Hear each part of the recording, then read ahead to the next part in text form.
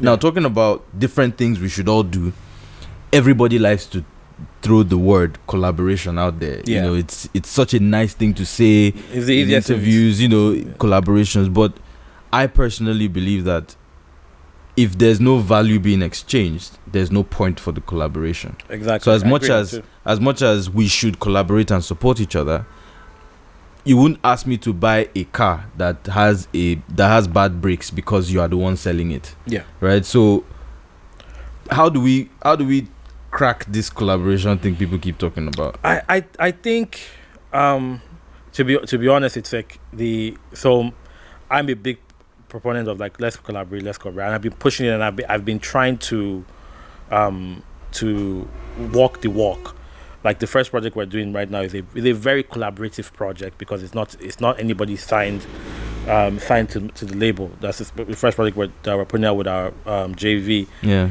But I've run into so much stress and obstacles in the spirit of let's collaborate. Yeah. And even to me now, I'm now even thinking about it like I was saying yesterday to one of the producers that I don't even know why I went down this route of trying to do this let's all come together and do this project thing, because I would have just focused on my artist and saved myself the stress.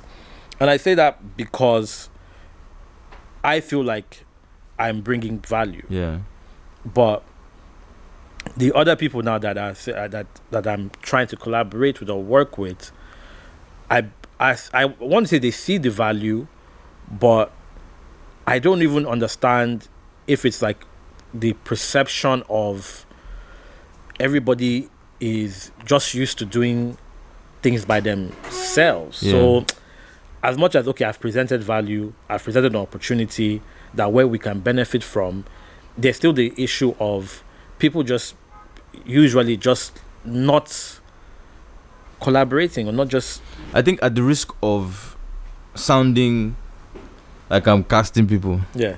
I've had conversations with people, I'm not going to mention names, about, look, let's so between me and you and you and you and you, we manage X amount of people. And I think one of the challenges I've met having those conversations is, one, people don't have any sort of control around their business. Not the artist, I'm saying their business. Their business. Right? And that's the first thing. So if I say to somebody, for the next 6 months, we're coming together, pulling resources, we're not going to make a lot of money, but if we invest this way, this is what we can build. One, I've realized that people don't actually have the resources to invest. To counter. Right? So that's one issue. The second issue is people are trying to... Everybody wants to be boss. Right? Everybody wants to be in charge. Everybody wants to be the person you go to. Yeah. And I feel like in identifying how to collaborate, you're looking at if you, as you said, there are things you can't do that you just pass on to people somebody who else can do it. Yeah. So why, I don't understand why, but I feel like those are some of the issues that I've encountered talking to people. Yeah. To say, this is like, I know we've discussed the idea of so these are the people that I'm having access to, new guys who I want to support. Yeah. Then these are managers. And one of the reasons why that was difficult for me was, which was also a learning curve for me in the training program. People come to the program and saying, I want to be a talent manager. And then we take them to a media buying company, a radio station, TV station. We take them to a creative agency. We take them to a law firm. And then halfway, some of them are like, I don't know if I want to be a manager. I think I'm better suited working in radio. So just exposing them, I've realized that people just shift and realize, there's a guy that we went to a law firm, and he, at the end of the class, he said he's decided that he's going back to school, to law school. He wants to be an entertainment lawyer. This was somebody who was ginger to be a manager. So a lot of times, so the best guys who are now available as managers were already taken. They either had artists they were already managing. So it was a bit difficult for me to do that. But I feel like this collaboration conversation should be taught. Yeah. So one of the things I tried to do in my last program was I got a few of the guys together and I said, oh, this is your strength. This is your strength. Why don't you guys come together and set something up? If you start it early, then nobody needs to be crying over, I built this or I built that. Start now, work together and see how. I'm happy with Kola. Yeah. and Benga And doubles them. and Ore, and Yeah. that what they're Great. doing is actually important. It should actually be supported. Yeah. And any way that I'm putting out a call to everybody, like if you've been successful in the business or you've done well, we should support those guys. We should actually put our weight behind those guys, because that is the model that will save us. Yeah, I really believe that, and I really like the work they're doing there too, with Tenny, Dice, and all the great stuff they're doing at 66. So, and I've worked with them. They're great guys. It's great to see that, and I kind of even my model, because I know I'm more of the face that people see. Yeah. People don't get to see Kaede. People don't get to see any. Yeah. And everything. I've been successful because of The people around me, and working with people and knowing that, you said, my strengths are not this, and these are my strengths, and having these people there to kind of bolster that and everything, and then we bouncing off of each other.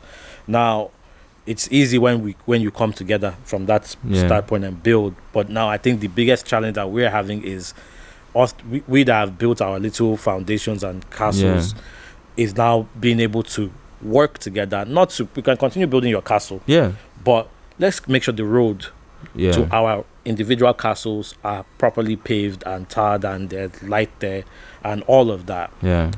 And it's an easy thing to say, as you said. Maybe it's a thing of people not having the capital to contribute to that. But if it's a thing of, okay, I'm going to bring the money and you're going to bring this, there's still value being exchanged, and I'm always open for that and everything. But I again, my biggest fear after going through what you've gone through what I've gone through is that it seems like it's a noble cause that we need to do it, but are people willing? Are you really willing? Because when it now comes down to it, the talks of collaborations go out the door, and it comes about individuals. What am I gaining? What am I doing? And the thoughts about collaboration, again, is about two people coming together to look for a mutual benefit and gain. And again, once it now becomes an individual conversation, that's where the challenges I'm having right now comes from, because I'm like, wait, are you not seeing the benefit for both of us? And you're arguing for, oh no, but I want more on this, or I want this way, and I'm like, but this is how it benefits both of us. So you're trying to take away my benefit to increase your own. Then it's no longer a value. I think just for the sake of this conversation, because I don't think people understand the deal you have with Universal, and I say this because I've heard conversations like, PD must have collected a lot of money, and the thing is, what people don't understand about JVs is you might get some money, but it is based on a proposal put together to say, this is what we're going to do with the funds available. The whole purpose of the funds is this is an investment to generate income. So I think my situation is a 50-50 JV with Universal. They are funding projects and operations for the label and the publishing company. That's basically what I think. The publishing company is not 50-50. Is more to our advantage. It's like a 75-25 type situation, but the funding on that is lower because we are getting a higher equity in it. So it's like you go to any business person and say, okay, you know what, let's come together. What do you need? Okay, I need money to run X, Y, and Z. I need this, I need that. We're coming together, we'll form a special purpose vehicle. The money goes into that. You pay your salaries, you do this, you do that, and then you're supposed to provide us this JV. X amount of artists a year, sign amount of artists a year. When we're doing that. Now, and that's the basis of our JV. I've taken that and said, okay, no, and then through that you're supposed to fund projects for these artists that are signed. That's what we agreed. That's what was presented.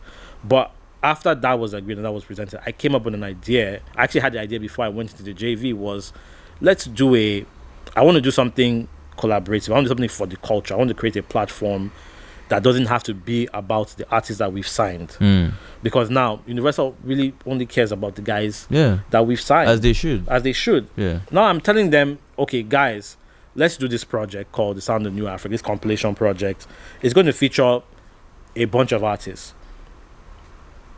The artists that we signed are going to be there, but it's not going to be, it's going to be younger guys, older guys, because I feel like this play that we're making, this investment you're making is a cultural investment. You're investing into a culture. So we must, it's almost like I was me saying that I've used the thing before. I was like, you must wet the ground. Yeah. Do something for the culture. Let it not be about just take. Let's give something back. Let's create a platform where it benefits the culture in general. Every year, a new artist can get discovered from this project by Universal, by anybody out there. Now, for Universal, they're like, okay, how do we mitigate? That's why are we investing in all these people that we have no stake in? Like, how do we balance that out? So their deals are going to be, they're going to try and do it in the business, in the paperwork the split sheets and everything, to be more to their favor, because I don't have any stake or interest in your career apart from you now, but I'm now putting you on this platform that I'm going to spend money to push and promote, and you can get out there and Sony snaps you up. You become a big independent star that don't need a major label. So there's that aspect to benefit to it, but then because of maybe the perception that, oh, Peedi is with Universal and he has collected money, everybody is now like, I want, and I'm like, no, you need to see the value of what they are trying to do, and they're not being tied down by a deal. So even the smallest artist is their hands out, the big artists have their hands out, and I'm like, great, everybody, you're not going to get paid, but you have to understand that this is more of a, it's not more of an opportunity, it's an opportunity for you to be put on, like, okay, now you're an artist that you've never been, you've never had any business with a major. No major is even courting you right now to sign you and everything. You're now put on a project that is being pushed and promoted by a major label that is going to be circulated in the Universal system globally. They're going to send it to this label in the UK, this label in America. All of them are going to buy in to push this project. Somebody there can discover you. Somebody, and so it's now like, and I don't even the artists have more of the business managers and everything, when that's their role, to be able to see the potential of what is there, and understand that this thing is a value to me, but also a value to you. Now you looking at saying, oh, the value on your side is higher, is okay.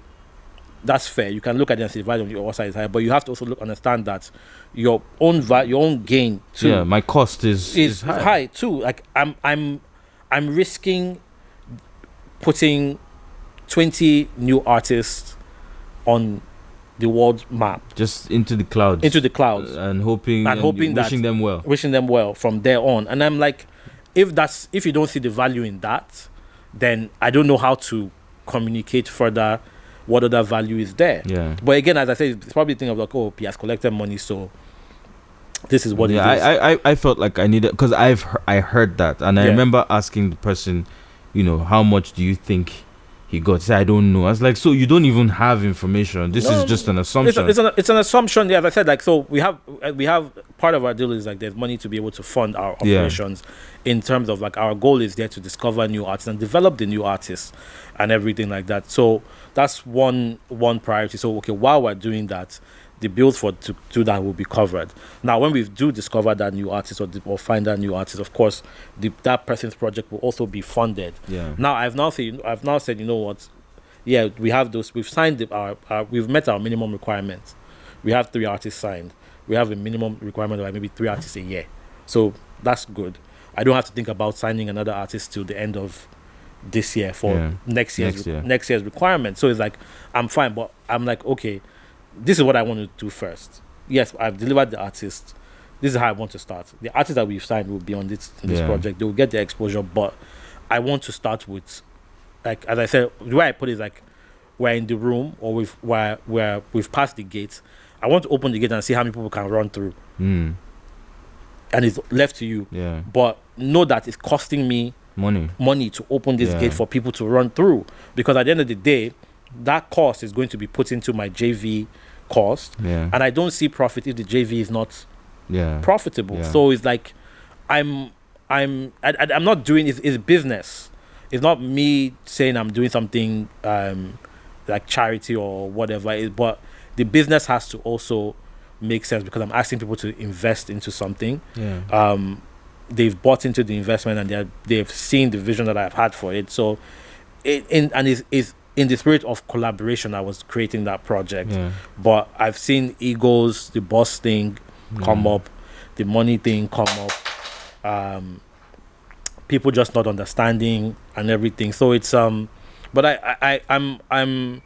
I've been, it's been up and down. I've been a bit discouraged about it, but I'm like, you know what, you're going to do it and you're going to see it. I mean, I think one of the reasons why we are able to talk well and connect is because, you know, we kind of think long term. Yeah. Right. So that is why sometimes, if I promise you, if we were both thinking about the immediate stress, then we wouldn't do it. Would have just that oil and gas. You already have access. Yeah, I'd have just gone. Right? I keep on telling people a lot about that. I was like, I made a decision, and one thing I said to myself was like, I won't want to ever look back at my life and say that, oh, I left oil and gas and I could have made X amount, and I then came into music and I didn't, even if I didn't make the same money, I didn't create an impact. Let me at least have created an impact where it's like, okay, it made sense. You turned this down for this, and it made sense at the end of the day. So that's and I'm looking long term. I'm thinking long term, and I'm hoping that more people see it. There are people that, of course, during this project it's been easy to work with them and to speak to them and say, oh, okay, yeah, this is what I want to do. They get it. They have been excited. Maven has been really, really supportive. They sent their A&Rs to come over, play music for us. Like, okay, which of our artists do you want to feature? It's not like, again, everybody's going to get paid. The terms are right, but they understand what it is. And again, it's like, it's good for the culture, in my opinion. Yeah.